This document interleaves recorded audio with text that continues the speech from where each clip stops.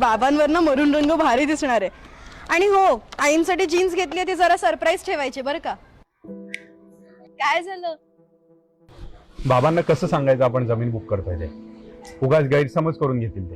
त्यांना वाटेल मुलगा आता वेगळा राहतोय की काय. अरे पण आपण थोडी फक्त आपल्या दोघांसाठी जागा घेतोय, आई बाबा पण राहणार आहेत तिथे. मागचा अनुभव आठवतोय ना? सगळी माणसं सारखी नसतात रे. हे बघ, गेल्या वेळी ना आपण चुकीच्या लोकांकडे गेलो होतो, पण ह्या वेळी आपण जमीनवाल्यांकडे जातोय.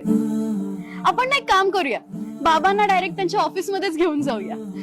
म्हणजे बघ, तू तर पाहिले सगळे डॉक्युमेंट्स लिगल आहेत. ते पाहिल्यावर बाबांचा विश्वास बसेल आणि त्यांची जागा बघितल्यावर तर ते हसत हसत हो म्हणतील.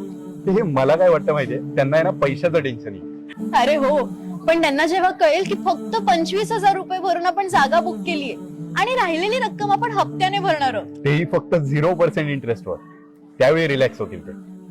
हे तुला खरं सांगू, जमीनवाल्यांकडून जागा घेणं हा आपल्या आयुष्यातील बेस्ट डिसिजन आहे. चला, आता तरी सांगायचंय का बाबांना? फक्त सांगायचं नाही, गुड न्यूज दे.